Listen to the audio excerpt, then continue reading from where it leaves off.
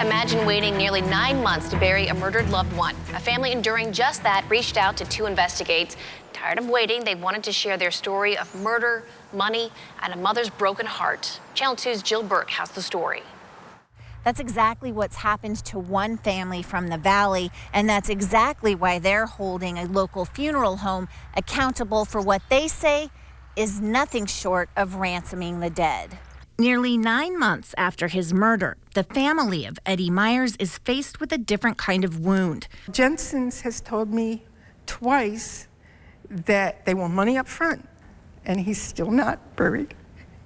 Myers, an iron worker and father of 3 grown boys, died Christmas Eve, killed, prosecutors say, by his middle son, Mark Myers. The criminal investigation delayed settling the estate. They knew there was a policy from the Ironworkers Union to pay for the funeral, but they were demanding cash payment. I knew that didn't sound right. Aside from it being morally wrong, it just sounded like it would also be legally wrong. So Eddie's sister did some research. She found Alaska has a law that prohibits detaining a corpse for a debt, and discovered a code regulating a mortician's license, which states they cannot delay the return of a body for burial over money. It is not acceptable for them to hold a body 6 months or 8 months without burying it, waiting for payment while they continue to rack up the bill. And this, a quiet final resting spot for Eddie, is what the Myers say they've only ever wanted from the beginning. They even have a plot picked out, ready and waiting for him just as soon as that body gets released. When the family started looking closer at their bills, they found they'd been charged for services they didn't want, like cosmetology. No makeup, no makeup.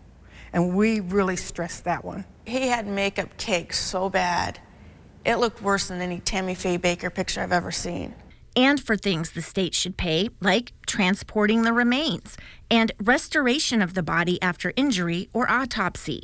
I found out when I received the bill on April 5th that since January 18th, after our viewing, they started charging $200 a week storage fee for storing my son's body. By August and the approach of what would have been Myers' 52nd birthday, the bill had grown to more than $17,000.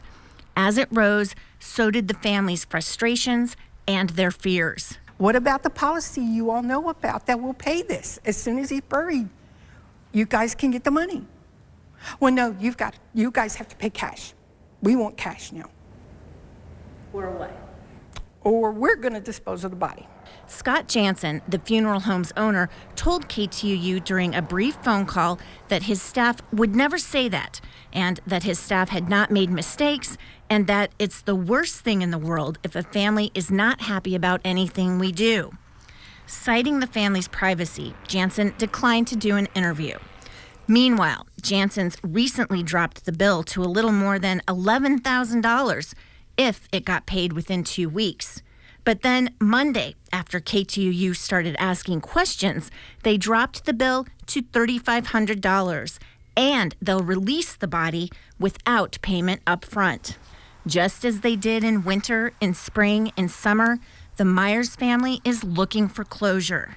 He's in a better place, but putting his body in the ground will be the final goodbye, and it will give us peace of mind.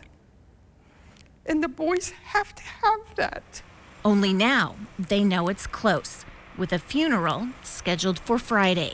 A violent murder, a son's body trapped in limbo. The Myers say it was enough to almost have them give up, almost. But they've found new energy to keep fighting. They say they want answers and they want closure. In Palmer, Jill Burke, Channel 2 News. A grieving family finds relief after coming forward with their story about a funeral home's unwillingness to release the body of their deceased loved one. The Myers family shared their story with 2 Investigates, and after it aired, the solutions they'd been hoping for fell into place. Channel 2 investigative reporter Jill Burke has the follow-up.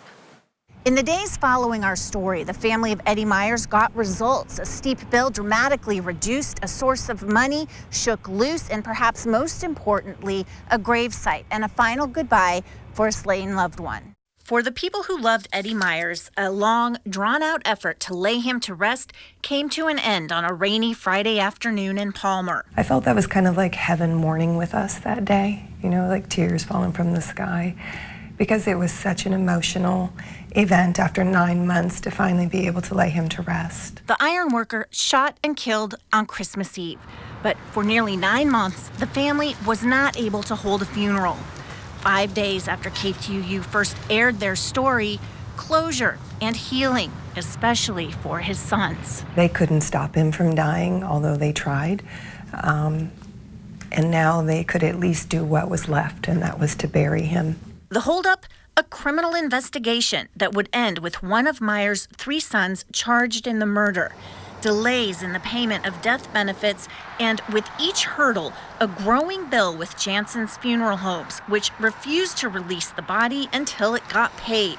Since it charged for storage of the body, the bill grew and grew, rising as high as nearly $18,000 by August. If you're in business and you are here to benefit the community for all the right reasons, things like this, they're not going to happen. This isn't like a little crack that Ed just happened to fall into. This is a giant hole. And it's a hole that comes from having the wrong heart.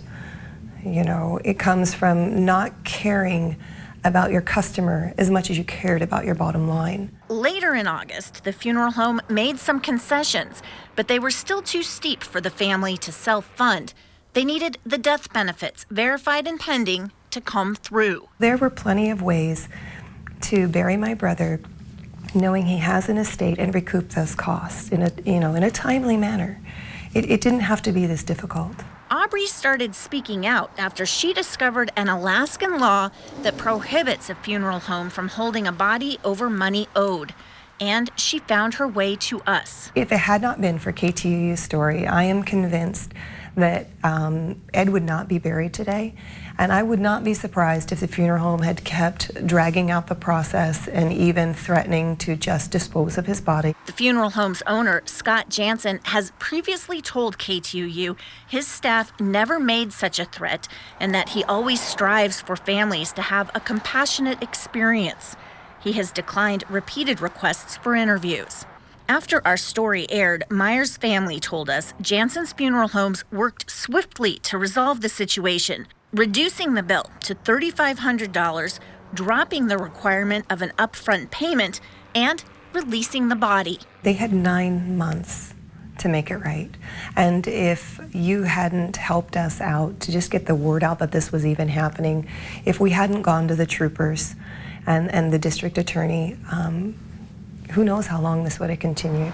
The state's Victim Compensation Board, which helps crime victims with some expenses, also saw the story and moved to release emergency funding, immediately taking care of that $3,500 bill. For Eddie Myers' mother, saying goodbye hurts, but now there's some finality to it, with a proper burial for a son gone too soon.